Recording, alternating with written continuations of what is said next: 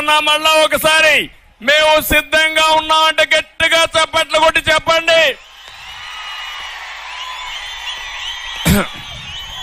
విశాఖపట్నంలో మీటింగ్ పెడుతున్నాడు. పీలేరు నుంచి మీ మాటలు నిలబడాలి. మేము సిద్ధమని గట్టిగా చప్పట్లు కొట్టండి మరొకసారి.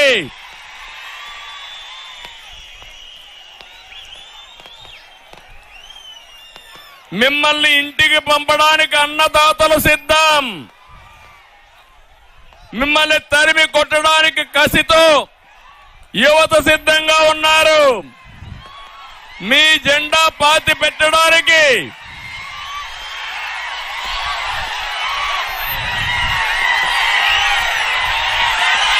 మీ తమ్ముళ్ళు యువత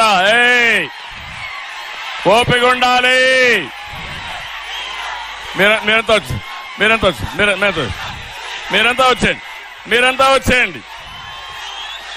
మీరంతా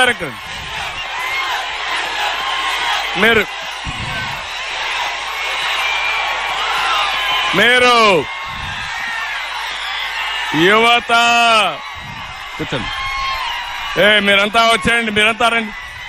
మీరంతా వచ్చేయండి. వాళ్ళేం కాదు. మీరంతా వచ్చేయండి. మీరంతా వచ్చేయండి.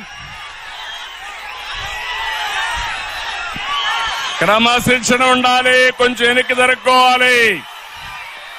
జెండాలు దించాలి. జెండాలు దించండి. తమ్ముళ్ళు జెండాలు దించు. జెండాలు దించాలి. జెండా దించాలి. వెనక వాళ్ళు కనపడాలి. మీరు జెండాలు దించాలి. జెండాలు తమ్ముడు జెండా దించు.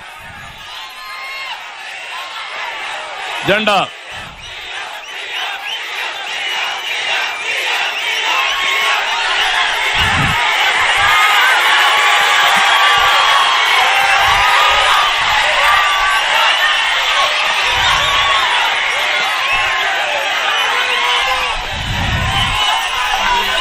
నేను తమ్ముళ్ళు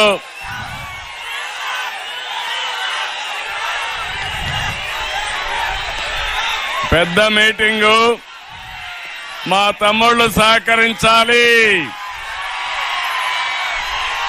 మీరు సహకరించకపోతే మనం మాట్లాడలేము. అందుకే నేను మిమ్మల్ని అందరిని అడుగుతున్నా, క్రమశిక్షణ కలిగిన పార్టీ తెలుగుదేశం జనసేన. ఇది మన మీటింగు. ఈ కసి రేపు వైఎస్ఆర్ కాంగ్రెస్ పైన చూపించాలి, జగన్ పైన చూపించాలి. దానికి సిద్ధమా మీరు? సిద్ధమా మీరు? అందుకే నేను అడుగుతున్నా, నీ అధికార హంభావాన్ని దించడానికి ప్రభుత్వ ఉద్యోగులు కూడా సిద్ధంగా ఉన్నారు. ఎన్నికల అనంతరం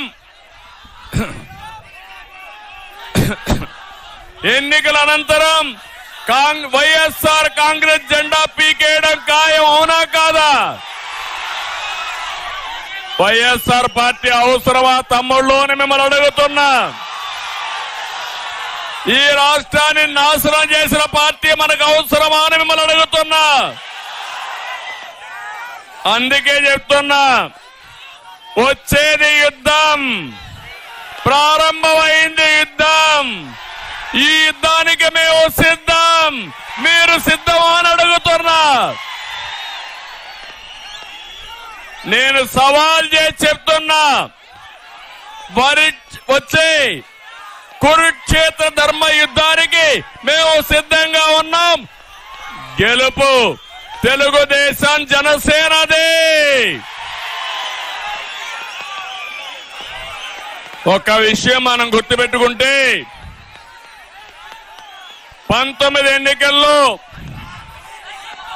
ముద్దులు పెట్టాడు, బుగ్గలు నిమిరాడు. మీరంతా మోసపోయారు, ఓట్లేశారు. నేను అడుగుతున్నా, ఈ ప్రాంతానికి ఒక్క పని చేశాడా అని అడుగుతున్నా మిమ్మల్ని. ఎక్కడైనా అభివృద్ధి అయిందా అని అడుగుతున్నా మిమ్మల్ని. ఒక్క అభివృద్ధి కార్యక్రమం చేయలే, ఒక్క ప్రాజెక్టు పూర్తి చేయలేదు, ఒక్క పరిశ్రమ తేలేదు. సీమ రైతుకి నీళ్లు ఇవ్వాలని రాత్రింబగళ్ళు పనిచేశాను. ఆ రోజు ఒకటే ఆలోచించాను, నేను కూడా రాయలసీమ బిడ్డనే.